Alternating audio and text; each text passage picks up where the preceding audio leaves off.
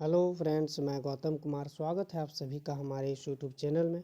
आज मैं BA semester third का एक प्रमुख तथ्य अरब आक्रमण के कारण तथा प्रभाव का विश्लेषण करेंगे, जो कि परीक्षा की दृष्टि से अति महत्वपूर्ण है। तो बने रहिए इस वीडियो के अंत तक और बिना समय व्यतीत करते हुए प्रश्नों को देखते हैं। तो प्रश्न यह है कि अरब आक्रमण पर प्रकाश डालें, या प्रश्न यह भी आ सकता है कि अरब आक्रमण के कारण एवं उनकी प्रभावों का वर्णन करें।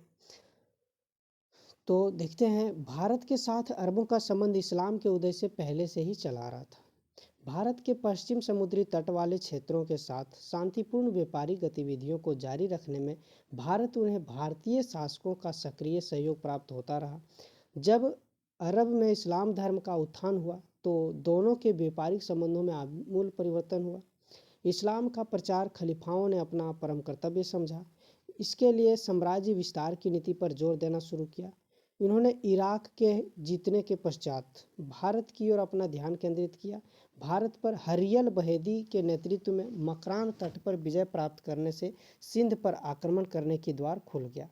सिंध पर अरबों का आक्रमण करने का अनेक कारण थे, जो निम्नलिखित है। राजनीतिक कारण: सिंध पर अरब का आक्रमण एक पूर्व नियोजित राजनीतिक योजना का परिणाम था। पैगंबर मोहम्मद की मृत्यु के उपरांत इस्लामी साम्राज्य का विस्तार धीरे धीरे होने लगा और 100 वर्षों के अंदर अरब के Syria, Mesopotamia, Iran, Afghanistan, Balochistan आदि स्थानों पर कब्जा हो गया। इसके परिणाम स्वरूप अरबों का लगाया आक्रमण सिंध की ओर राजनीतिक एवं प्रादेशिक विस्तार की नीति का प्रतिफल था। दूसरा है धार्मिक कारण। अरबवासी इस्लाम धर्म के एकमात्र पोषक थे। उनमें आदमी उत्साह था और उन्होंने तलवार के बल पर इस्लाम धर्म के प्रचार प्रसार करने की कोशिश की। इन्होंने काफिरों को नष्ट करना अपना परम कर्तव्य माना। खलीफाओं ने जिन प्रदेशों पर विजय प्राप्त की, वहां उन्होंने स्थानीय धर्म पर भी प्रहार किया और उसने समूल नष्ट करने की कोशिश की। साम्राज्य विस्तार और धर्म प्रचार की भावना ने ही अरबवासियों को भारत के सिंध प्रदेश पर आक्रमण करने के लिए प्रेरित किया। तत्कालीन कारण देखा जाए तो अरबों की सिंध पर आक्रमण का तत्कालीन कारण समुद्री डाकुओं द्वारा जहाज़ों पर डाका डालना माना जाता है। अरब व्यापारी लंका में अपनी जहाज़ों पर सामान लादकर अरब सागर होते हुए अपने देश को लौट रहे थे। जब वे सिंध के तट पर से गुजरे तो थट्टा नामक स्थान पर कुछ समुद्री डाकुओं ने उन्हें लूट लिया। फलस्वरूप व्यापारियों ने अपनी दुर्दशा की कहानी बढ़ा चढ़ाकर बसरा के शासक हज्जाम को सुनाई। व्यापारियों की दशा सुनकर हजाज गुस्सा में आकर सिंध का शासक दाहिर से लूटा हुआ धन लौटाने, अपराधियों को सजा देने एवं क्षतिपूर्ति की मांग की, परंतु दाहिर ने इस लूट को उत्तरदायित्व अपने ऊपर लेने से साफ इनकार कर दिया और उसने कहा कि समुद्री लुटेरे उनकी प्रजा नहीं है और वह किसी भी शर्त में हर्जाना देने को तैयार नहीं था। हजाज की क्रोध का ठिकाना नहीं रहा। हजाज ने खलीफा वाहिद की अनुमति प्राप्त कर उबैदुल्लाह की नेतृत्व में एक विशाल सेना सिंध भेजी। उबैदुल्लाह युद्ध में पराजित हो गया और इस युद्ध में उबैदुल्लाह मारा भी गया। इसके पश्चात हजाज ने बदौल को भेजा। इसका भी हाल वही किया गया। हजाज की अपमान की कोई सीमा नहीं रही, लेकिन उसने अपनी प्रतिशोध की ज्वाला समाप्त होने नहीं दिया और उसने अपने 17 वर्षीय चचेरे भाई एवं दामाद मोहम्मद बिन कासिम के नेतृत्व में एक विशाल सेना को सिंध आक्रमण करने एवं अपनी प्रतिशोध का बदला लेने के लिए भेजा। मोहम्मद बिन कासिम 711 ईस्वी में सिंध पहुंचा। मोहम्मद बिन कासिम का प्रमुख अभियान निम्नलिखित है। मोहम्मद बिन कासिम का विजय। मोहम्मद कासिम एक कुशल सेनानायक एवं साहसी वीर जवान था। उसकी सैनिक शक्ति महान थी। उसकी सेना में 6000 सीरियन अश्वारोही, 6000 ऊँट, 3000 सामान ढोने वाले बारूली ऊँट थे। कुल मिलाकर सैनिकों की संख्या 15,000 थी। तो इन्होंने अब प्रमुख युद्ध लड़े, जो इस प्रकार से है। तो पहला देखा जाए तो देवल का युद्ध। 711 ईस्वी में मोहम्मद बिन कासिम अपनी सेना के साथ मकरान के सिंध के प्रसिद्ध बंदरगाह देवल पहुंचा।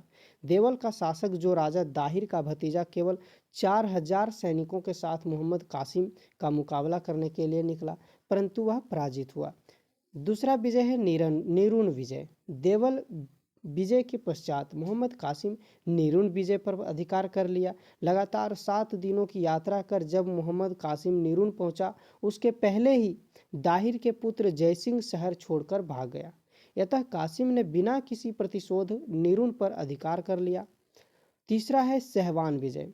मोहम्मद बिन कासिम अपनी विजय में लगातार सफलता प्राप्त करते ही सहवान पहुंचा। यहाँ का शासक दाहिर का चचेरा भाई बछरा बड़ा डरपोक था, अतः उसने बिना किसी युद्ध किए अपना हथियार कासिम के सामने डाल दिया।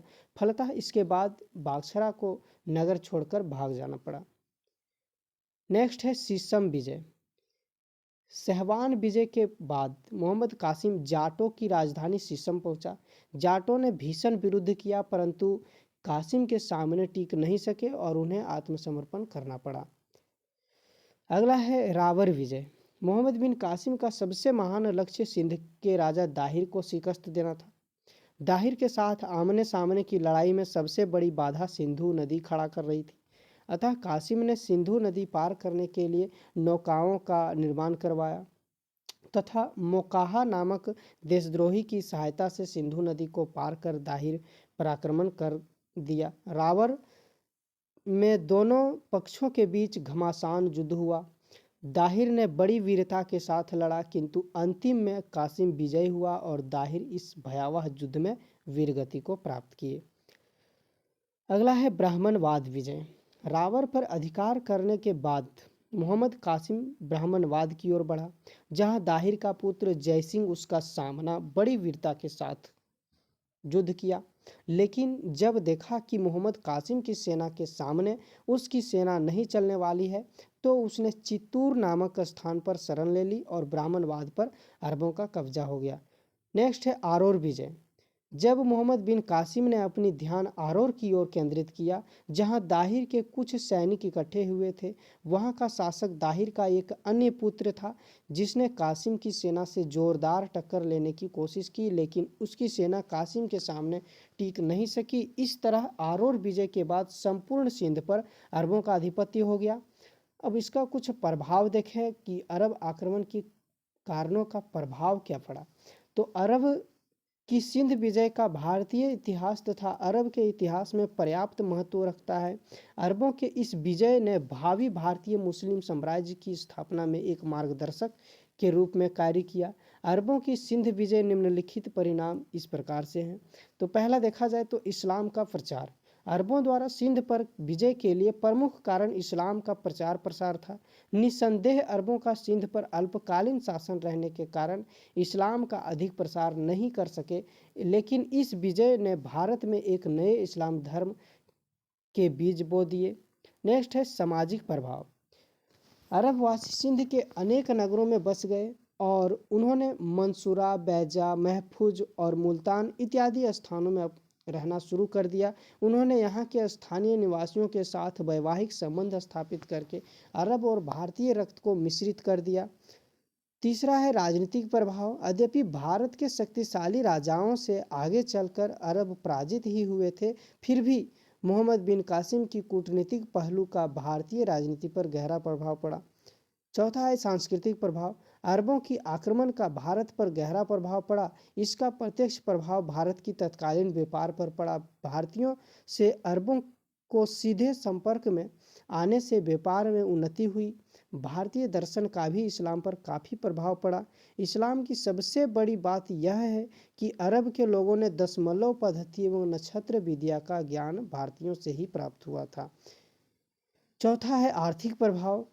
अरब शासकों एवं अधिकारियों ने बहुत सी भूमि भारतीय किसानों से छीनकर अरब वासियों को दे दिया। सिंध पर मुस्लिम व्यापारियों का केंद्र माना जाने लगा और यहाँ के पूजा स्थलों एवं भवनों को तोड़कर मस्जिदों में परिवर्तित कर दिया।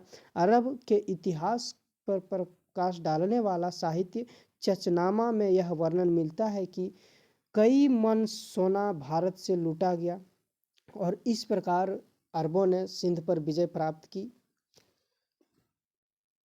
अगर यह वीडियो आपके लिए हेल्पफुल हो तो लाइक, कमेंट और सब्सक्राइब करना ना भूलें। Thank you.